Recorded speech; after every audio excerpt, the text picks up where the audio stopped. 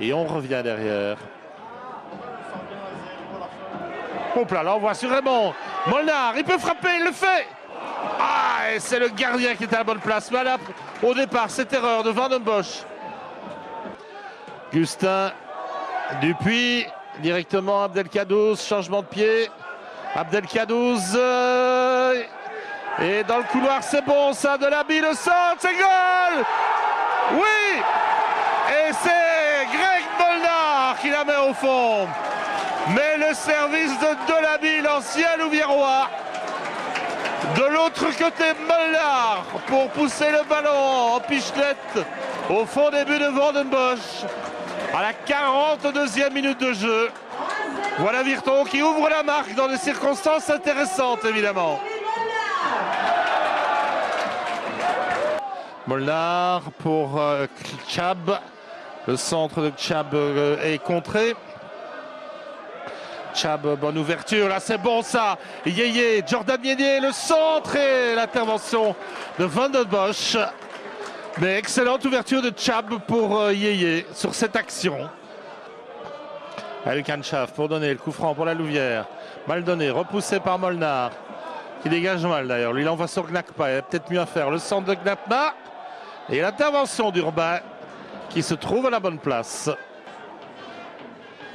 Et une frappe repoussée encore et toujours. Attention, la réaction là. Oh, il va marquer, il vient d'entrer au jeu lui. Et c'est goal. Et c'est Gargoury qui vient d'entrer au jeu. Le joker de Sébastien Grandjean. Il vient d'entrer au jeu, il touche son premier ballon. Et sur cette phase un petit peu confuse, profite du rebond pour aller tromper Urbain. On joue depuis 60 minutes dans cette rencontre. C'est l'égalisation pour la Louvière, un but partout. Derrière, attention, il y a Blaise, il y avait encore le buteur là. Et on se dégage, mais ça devient imprécis. Et ça, c'est évidemment dangereux. Grisé, au débordement, Grisé, le centre, tire, c'est goal. Oh, l'envoi est magistral. Magistral, il n'y a rien d'autre à dire, cet envoi. Et on sentait le but depuis quelques minutes. Ça flottait méchamment au sein de la défense de Virton. La folie des supporters louviérois face à leurs joueurs. Et Grisé qui ponctue d'un envoi imparable dans la lucarne de Urbain pour faire 1-2. On joue depuis 68 minutes. Bon, ballon sur Molnar. Il n'y a absolument rien. Et Yeye pour récupérer le centre de Yeye. De l'autre côté, le gardien Van den Bosch qui est à la bonne place et qui arrête le ballon juste devant les bas. Coup franc pour la Louvière, Gustin. Yeye. Gargoury. Oh, ça ne passe pas loin. Hein. Ça ne passe pas loin. 6, Steve Gustin pour le numéro 18, Myron De Almeida. De Almeida, 16 ans. Il n'a même pas 17 ans, il les aura au mois de novembre. Jeune attaquant, pur jus du club, à découvrir en pointe devant avec à ses côtés Aymon. C'est dangereux évidemment, ils sont repartis, ils sont à 2 contre 3. Et voilà devant la possibilité de but. Et là c'est complètement loupé, mais quelle occasion pour la Louvière. De Almeida devancé, Gargoury, ça circule bien, regardez ça, Gargoury le centre. Et il y a Somme en récupération. Et le penalty selon l'arbitre qui a estimé que Guy Blaise a commis une faute sur Somme. Dans le rectangle, revoyons l'action au ralenti. C'est pas si évident que ça à mon sens, mais on fera confiance à l'arbitre. Et là c'est le coup de grâce évidemment. Pour donner le penalty face à Urbain. Et c'est goal, c'est un 3 pour la Louvière. 83e minute de jeu. 1-3 pour les Loups. Et au vu de cette deuxième période, c'est mérité, incontestablement. Baiki derrière. Grand coup de botte de Grisé. Attention, Somme qui se retourne pour aller jusqu'au but. Somme, l'intervention de Urbain du pied. Joli mouvement encore du pétillant attaquant louviérois. Et voilà donc Gargoury qui récupère. Et Grévis, Urbain Grévis dans le couloir pour Delaby. C'est fini, la victoire pour la Louvière. Elle est méritée en deuxième période.